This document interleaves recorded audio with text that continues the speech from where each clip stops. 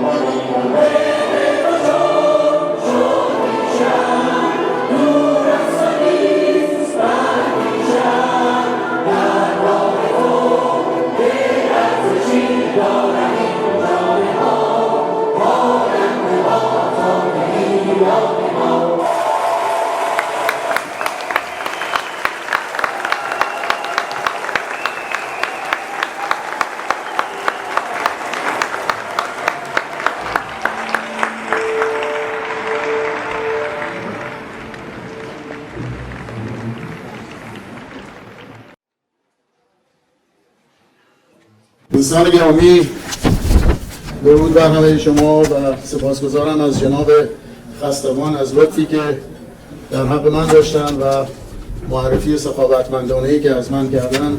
بی نهایت ازشون سپاسگزارم. اما گلچین روزگار عجب خوش سلیقه است، میچیند آن گلی که به عالم نبوده است. ما امروز دور هم جمع شدیم که یاد و زندگی مسعود سپند، دوست خوب همه ما رو گرامی بداریم. پیش از اینکه در مورد خود مسعود صحبت کنم، اجازه بدین به نمایندگی از سوی خانواده سپند که بانی این برنامه بسیار عالی امروز هستن، از همه شما برای حضور و مشارکتتون سپاسگزاری کنم. همچنین از جناب خستوان گرامی و همه خانوادهشون، مریم خانم و علیرضا جان، که واقعا بدون همکاری و مشارکت این دوستان امروز عملی نمی بود. بی نهایت سپاسگزاریم از شما. همچنین از جناب فضل گرامی، جناب فضل پرسوری که همیشه در کنار شادروان سپند بودن موقعی که سپند یاد دیگران رو گرامی می‌داشت و این امکانات رو در اختیار قرار میدادن. امروز ما بیشتر ازشون سپاسگزاریم، بله بیشتر ازشون سپاسگزاریم امروز که این امکانات رو در اختیار ما قرار دادن که یاد خود مسعود رو گرامی بداریم.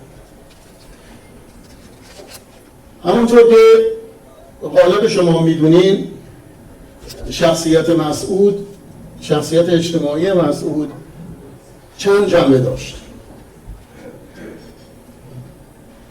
اون سالهای اول که من با ایشون آشنا شدم با شخصیت نویسندگی و روزنامه‌نگاریشون در روزنامه خاوران بود که ایشون یک روزنامه‌نگار و شاعر بسیار شناخته شده بود در اون زمان و در راه آزادی ایران از همون آغاز بسیار فعال بود. دوستان خاوران امروز اینجا هستند و با شما صحبت خواهند کرد از اون سالها و از اون روزها. اما روزنامه‌نگاری مسعود با پایان گرفتن عمر خاوران که شعر بسیار زیبایی همیشه در اون چاپ می‌شد. سرتاسر دشت خاوران سنگی نیست که از خون دل و دیده بر آن رنگی نیست.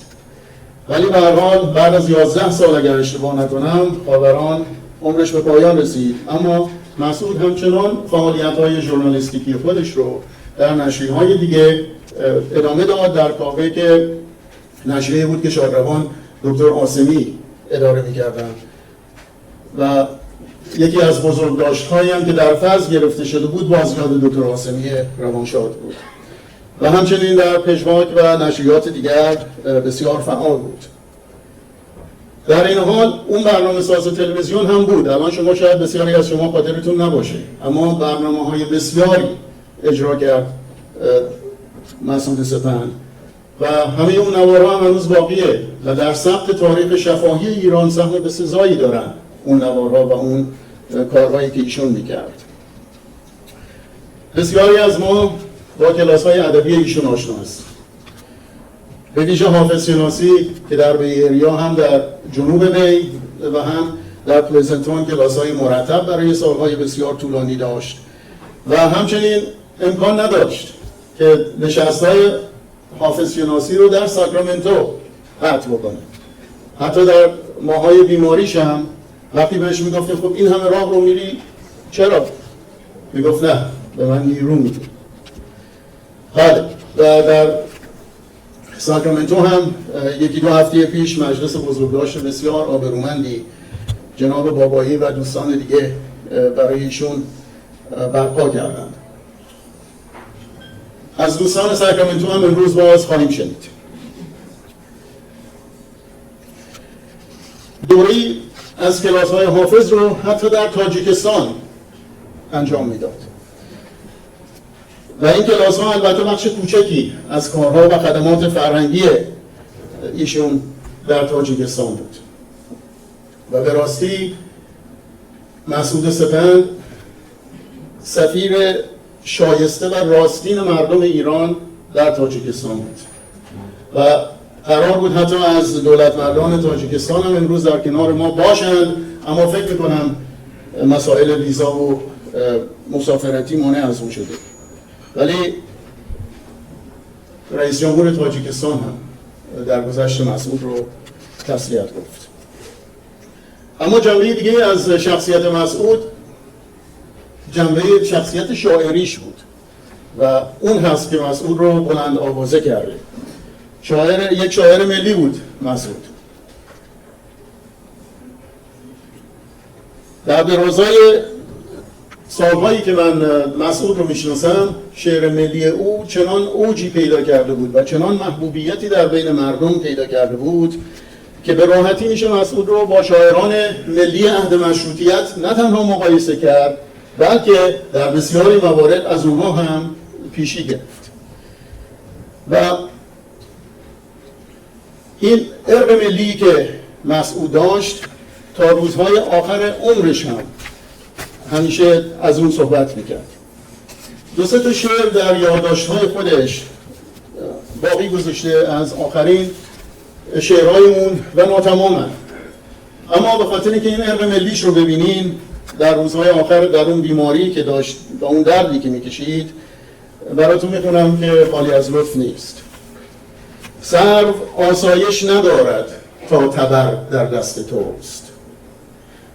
این تبر جامانده از عصر حجر در دست توست.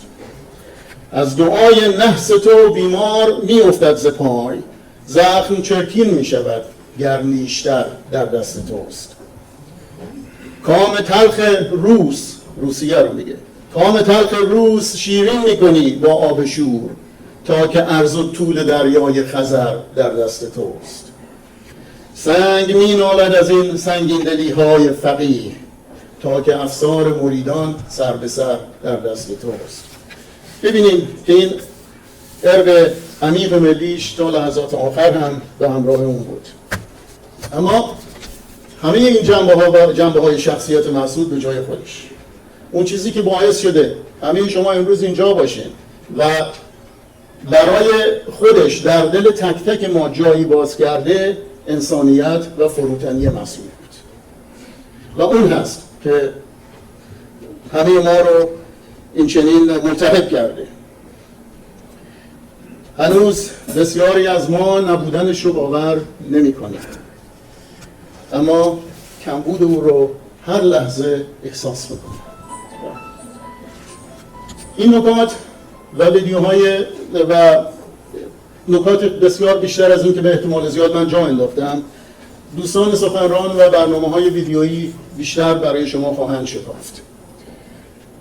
اولین سخنران ما دختر خانم ایشون هست که مسعود عشق عجیبی به فرزندان و خانواده‌اش داشت.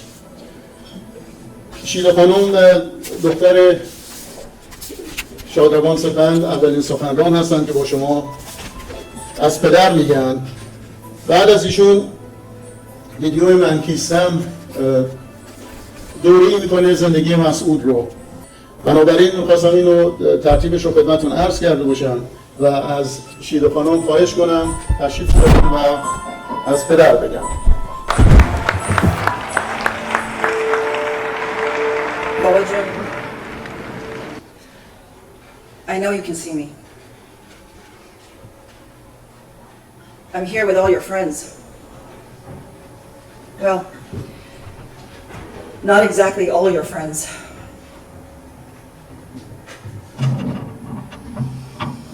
I'm not sure if all the people you know could fit in one room, but a lot of them are here to show how much they care about you.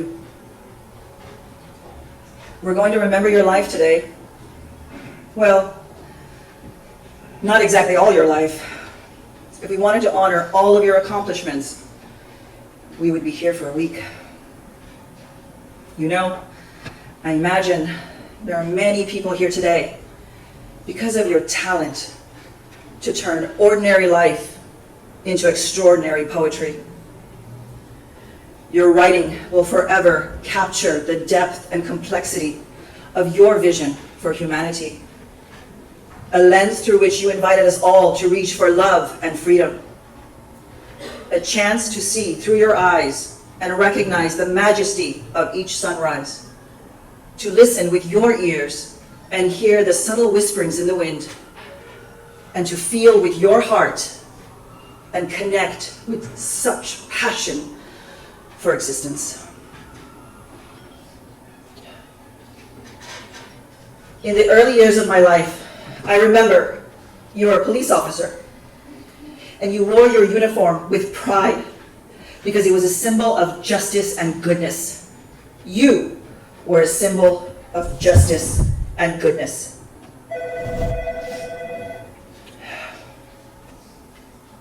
Do you remember the story you told me about the drug dealer you arrested? The one with the young wife and kid? You told me you saw him crying, worried about what might happen to his family if he went to jail. Remember that guy? Remember how his wife showed up looking for him in the police station? And how you went around the station asking for donations, then bought them 2 bus tickets and sent them home to her mother where they would be safe. Remember that? I remember. even if you can't anymore.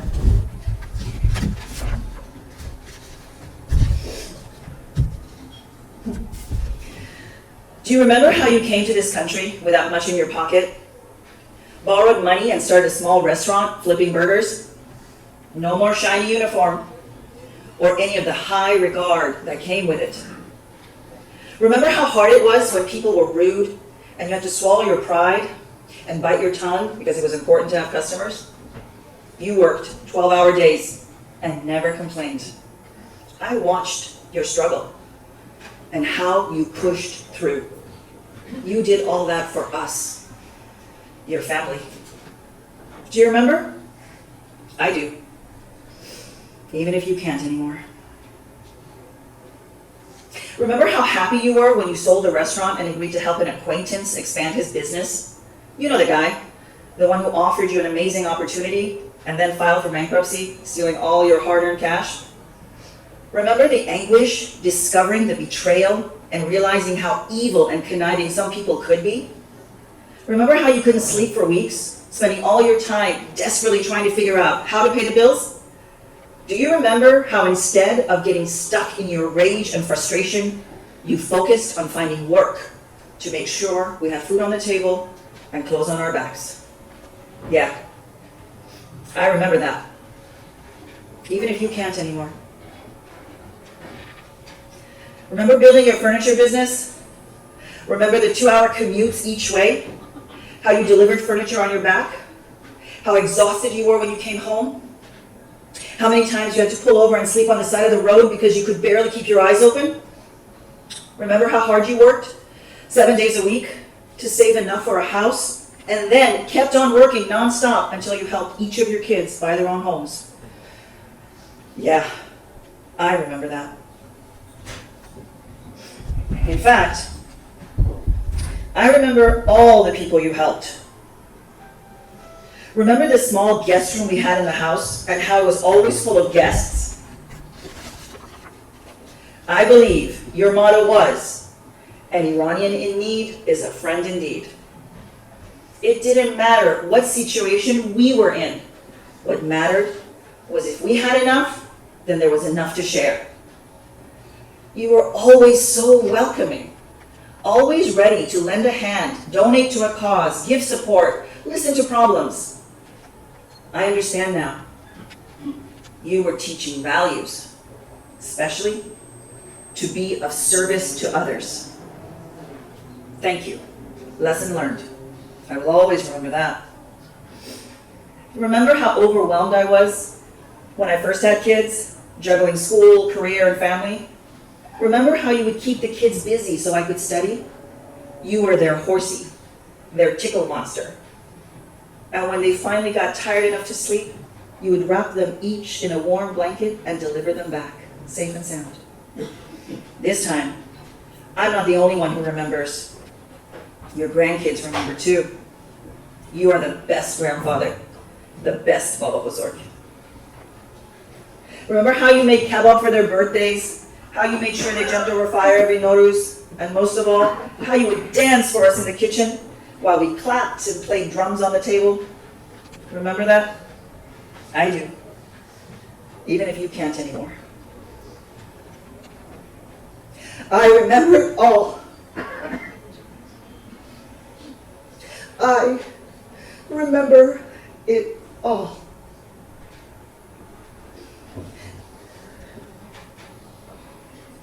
You taught me the importance of integrity, honor, and loyalty.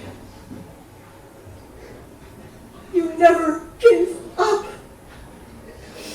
You never quit. It did not matter that your heart was broken from losing your country.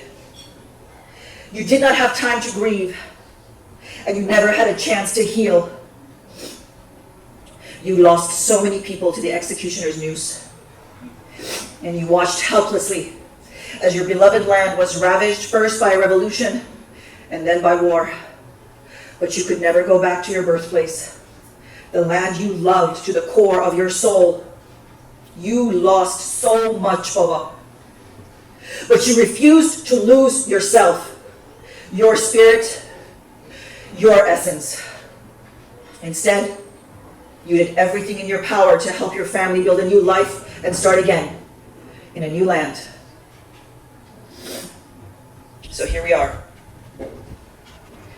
Because of your sacrifice and perseverance, you built a glorious legacy for us, your children, your grandchildren, and the generations beyond. This legacy is not easily searched and found on the internet. It is the inheritance of your values in our DNA. Because of you, I will remember that my handshake is more binding than a legal contract. That the peace I have in my heart and in my mind is more valuable than anything the dollar can buy. I will remember that love is life's greatest gift, and I will remain vigilant not to lose it in battle to fear. I will remember to honor my commitment to my children, to my family, and do all that is in my power to keep them safe.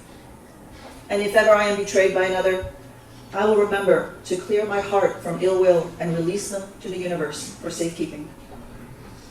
And of course, I will remember to see the poetry in life, to delight in the thundering sounds of crashing waves, to see nature's art in the iridescent feathers of a hummingbird, to listen for the unspoken language of flowers and trees, and to feel what it is to be enveloped by the warmth of the sun and then cloaked by starlit and moon dreams.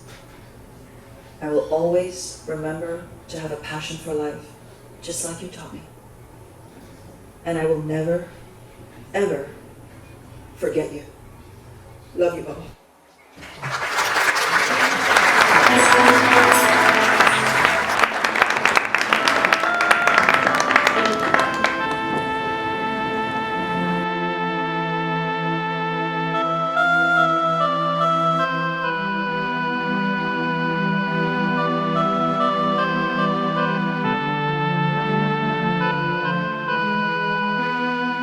من کیستم، سرباز بینام و نشانی، در کوی جانبازان و رندان پاسبانی. بسیار شبها تا سحرگاهان نخفتم، تا سر به بالین خوش نهد پیری جوانی. بسیار از خون جگر پیمانه خوردم، بر سفره خود ساختم با لقمه نانی.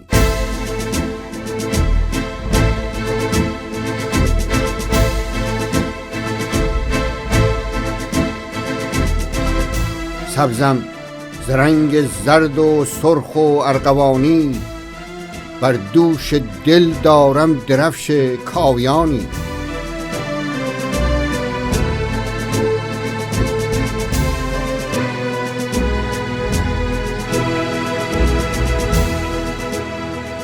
با شهد جان می پرورم کندوی شعری، از خون دل می گسترم دستارخوانی. از کام شیرین می کنم با قصه ای تلخ، بس دل به آتش می کشم با داستانی.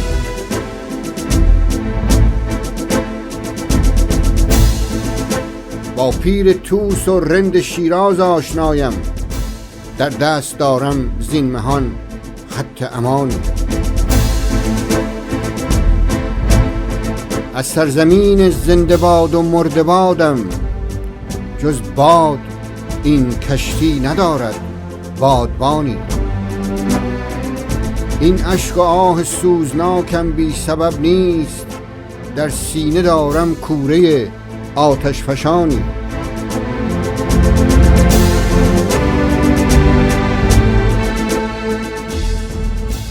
میدان مشق عشق دانشگاه من بود، میدان مشق عشق دانشگاه من بود.